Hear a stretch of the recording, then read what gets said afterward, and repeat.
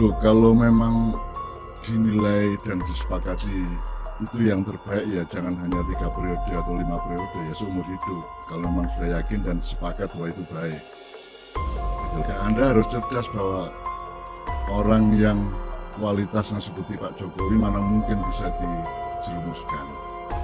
Orang yang kepribadiannya matang seperti Pak Jokowi kan tidak mungkin dijilat-jilat. Jadi itu kan apa namanya, respon orang-orang yang bijak aja.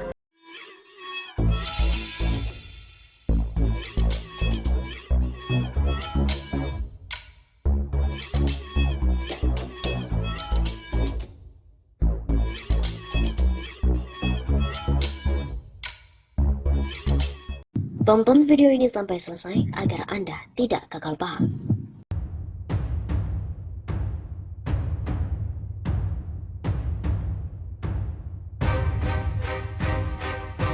Cak Nun ajak Jokowi untuk dikasihani, bukan untuk dibenci. Budayawan MH Ainun Najib alias Cak Nun mengajak rakyat Indonesia agar tidak membenci Presiden Jokowi.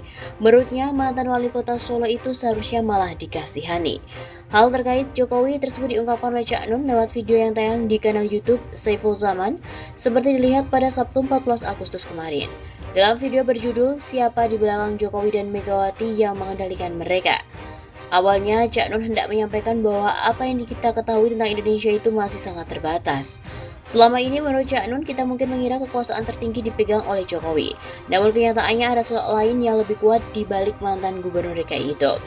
Indonesia ini bukan hanya sekedar yang kamu sangka, ada segmen-segmen, ada level-level. Ada kader-kader yang menjadi faktor berubahnya Indonesia. Jangan pikir Indonesia itu berlangsung seperti yang kalian skenariokan, begitu ungkapnya.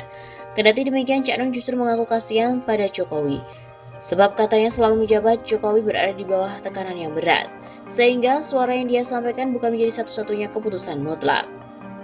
Anda jangan benci Jokowi, jangan benci Mega, atau jangan benci siapapun yang seakan-akan berkuasa.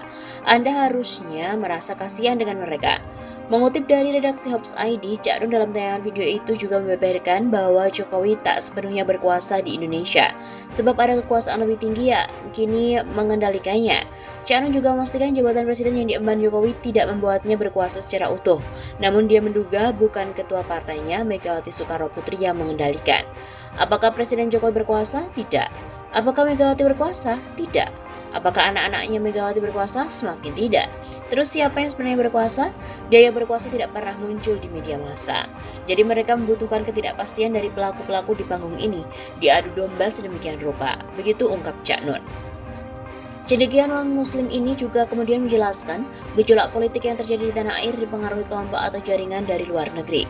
Bahkan pria yang dikenal kontroversial itu menilai kelompok global tersebut menjadi salah satu pihak yang memegang kendali kekuasaan.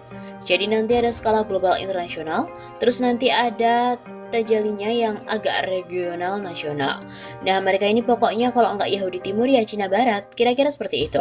Nanti timelinenya ada 5 tahun kemudian, 10 tahun kita mengalami pertaruhan. Indonesia akan merangkak kembali, bangkit, menggeliat atau malah hancur sama sekali dan menjadi bangsa jongos total di tahun 2024. Menurutnya, jika Jokowi benar tidak berkuasa penuh, maka sejumlah kebijakan yang dia putuskan bukan hanya bersumber dari dalam, melainkan juga dari luar. Namun Cak Nun sekali lagi tidak bisa memastikan siapa sosok yang lebih berkuasa dibandingkan Jokowi itu. Akan tetapi yang pasti menurutnya sosok itu merupakan pemilik modal dengan uang berlimpah. Siapakah mereka ini? Pasti adalah para konstelasi, para pemilik modal, baik di tingkat internasional, regional maupun nasional. Dan lapisan-lapisan itu juga bertarung satu sama lain, ungkap Cak Nun. Karena nanti yang diciptakan adalah sistem-sistem yang menguntungkan roti dan keranjang-keranjang mereka dan bekerja sama dengan konstelasi internasional. Begitu pungkasnya.